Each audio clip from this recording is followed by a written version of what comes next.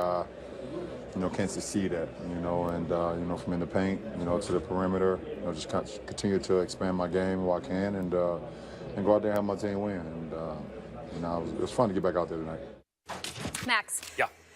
How long can LeBron stay the best player on the planet? I said that he's in decline the other day, and I believe he is. But he is falling from such absurd Michael Jordan-esque heights that even in decline, it's still his era. He's still better than everybody else, Stephen A. And he's an Iron Man, too. He doesn't miss playoff games every year, going to the finals, win or lose. I mean, that's a lot of extra games, playing in the Olympics some years, the whole thing, all the obligations on him. And yet he plays in almost every game. When he needs a little rest in the regular season, he takes it, but he's always ready for the playoffs. At this rate of decline, you don't even say, I see decline here physically. At this rate of decline, I don't know if you can really say much more than 3 years out. How do you really predict more than 3 years out, let's say? But I don't see where anyone overtakes him in the next 3 years.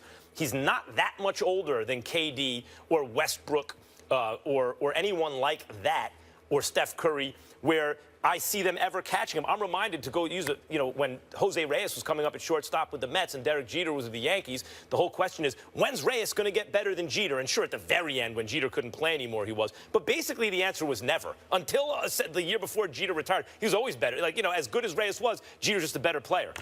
And I think this is the thing with LeBron. As good as Westbrook, Durant, and others and Steph can be, I don't ever see them being better than LeBron James declining at this tiny little rate. His skills are so broad-based that he can evolve into a different even kind of player as he gets older and still be elite.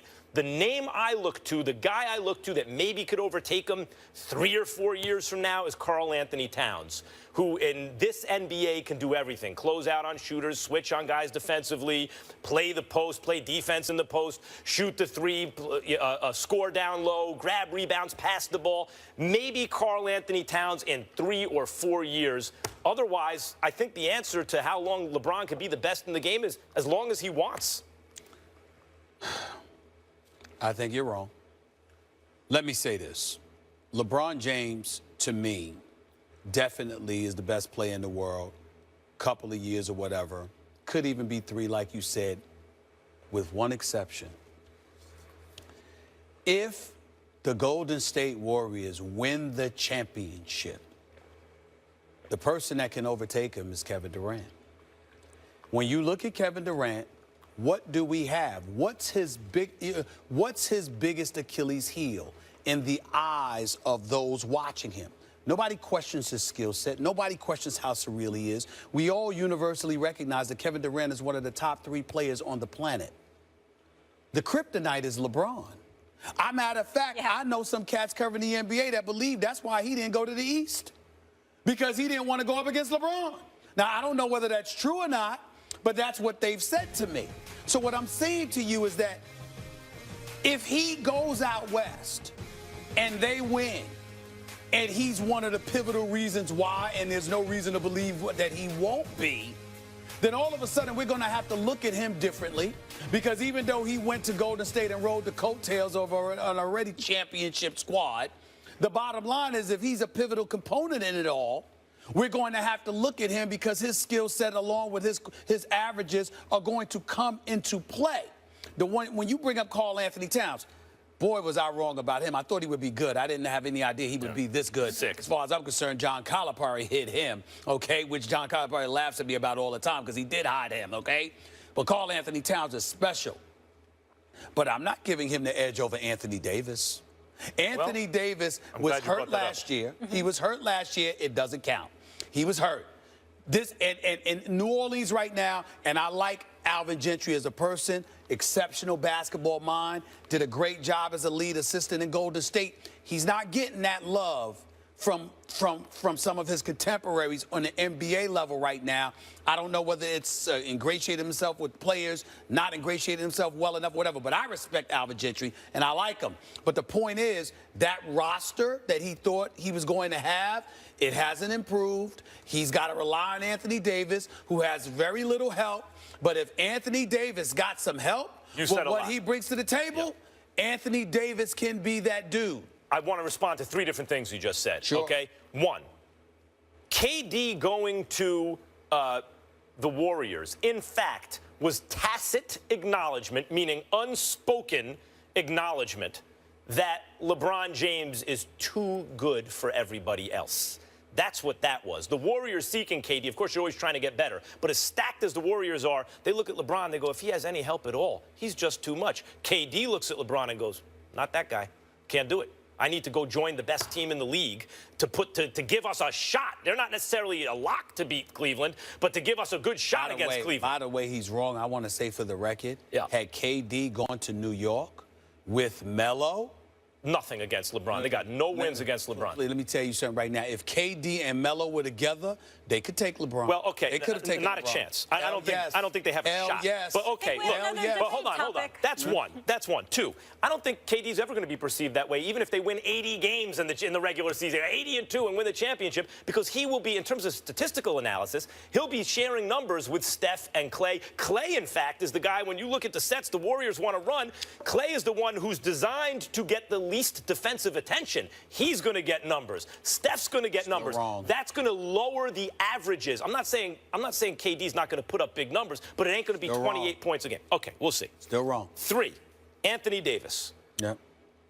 If you took injury history out of it, yes, Anthony Davis would be even better than Karl Anthony Towns. He's performed at an incredibly high level in the NBA. But the guy is a lock to miss 20 games a season. He misses too many games. He's injury prone. We've seen that so far. And he came into the league needing to learn to stretch it out to shoot the three. Karl Anthony Towns came into the league. They made sure in college. He came into the league being able to shoot from downtown.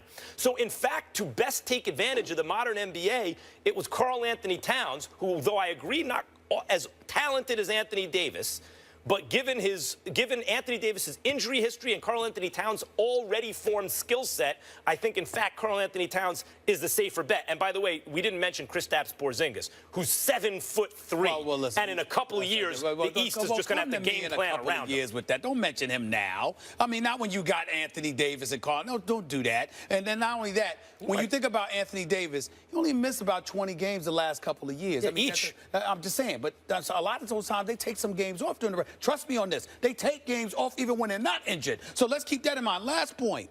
When you sit up there and you talk about Kevin Durant and his stats, you know why the stats don't mean anything when it comes to Kevin Durant, no matter how much his numbers will drop? Because he spent 9 years proving what he can do offensively. So now you're stepping back because of the system and the personnel. It's not a matter. No one questions what he can do offensively. You would be right if Kevin Durant didn't have a career 27.4 point per game average. He's also joining a 73-win team. I'm just How much credit is he going to get for that? I'm just saying. He's already proven what he can do. So anything he does to step back, sort of like what you say about Bosh. Remember, Bosh comes from Toronto to Miami. He steps People back. killed him for that. But they were wrong. I agree, they'll be wrong, but that's the perception. Some days we agree on things. Today's not one of those days. And also, someone at this desk picks the Cardinals to go to the Super Bowl. I don't know who that could be. They're not looking so hot this season, so it's me, Stephen A. Don't worry, not accusing you of that. And tonight, it could get worse as Carson Palmer will be out with a concussion. Can they overcome it? After suffering a concussion in Sunday's game against the Rams, Carson Palmer has been ruled out tonight against the 49ers. Drew Stanton will start in his place. Since 1990, teams that have started the season 1-4 have made the playoffs 8% of the time, including 2 teams last season. Stephen A., would you call this a must-win for the Cardinals tonight? I would. I would because of the NFL season, because of the success rate of those who start 1-4, like you said, 8%.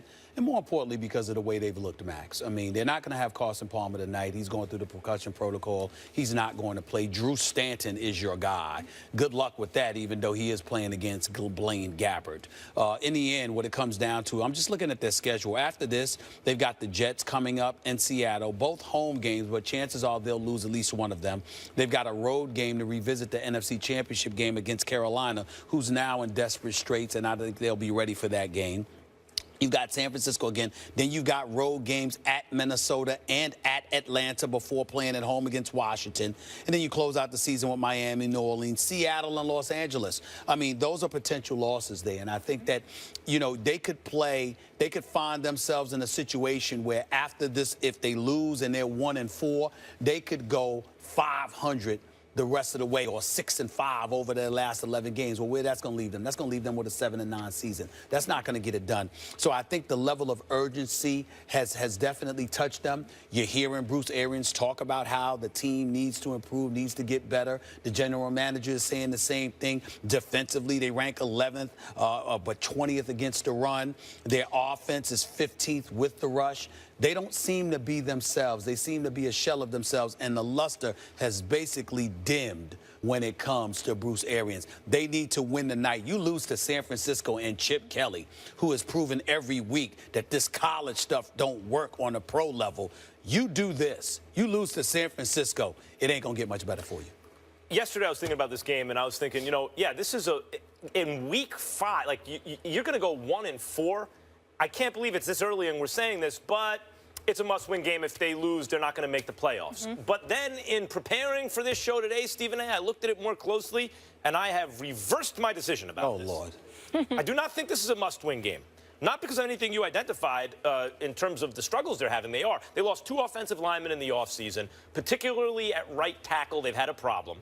And Carson Palmer, he's not playing. And the thing about Palmer is he really does need time. When he was coming on like a house on fire early in his career, he's Tom Brady, he's Peyton Manning. He got good protection. As soon as that broke down, Carson Palmer, not so much. He's not the most mobile fellow in the world. At any rate, Drew Stanton's pretty good for a backup, but still is not a starting quarterback. You look at so yes, they're in trouble. If you lose to San Francisco, that's a game you really need to win when you start 1-3. How do you make the playoffs? Well, I can go over that same schedule, Stephen A., and say I could see where they go 8-4 the rest of the way. I mean, Seattle is a tough game, but that's a divisional rivalry. Carolina's had the same kind of problems that the Cardinals have had so far this year. Atlanta has no defense. Washington's just okay. Miami's not very good. New Orleans has no defense. 8-4 puts them at 9-7. Yes. Now here's the thing about that. The Packers. Let's say the Minnesota Vikings win the division. Packers are a wild card. Let's just say. Where's the other wild card going to come from? The NFC East is so great that one of those teams might win 10 games? I don't know that. The two of them are playing pretty well. Fine, but neither. You look at the NFC East, rather. You're not like, boy, one of those teams is a lock to come out of the South. What about the South? Nothing there. Right now? Yeah. But what if they lose to San Francisco, but Carolina gets going? If Carolina gets going, that's, by the way, and Carolina's looking at the Cardinals saying the same thing. Like, so I don't, as it's wide open. If they're 1-4, I can't believe it, but if they're 1-4, they're still not out of the playoff hunt the way things are going. I think 1-4 essentially seals your fate. Because I think that I'm not going to predict that Carolina is going to continue to fall. I definitely think that Green Bay and Minnesota will make enough noise. And definitely there's a possibility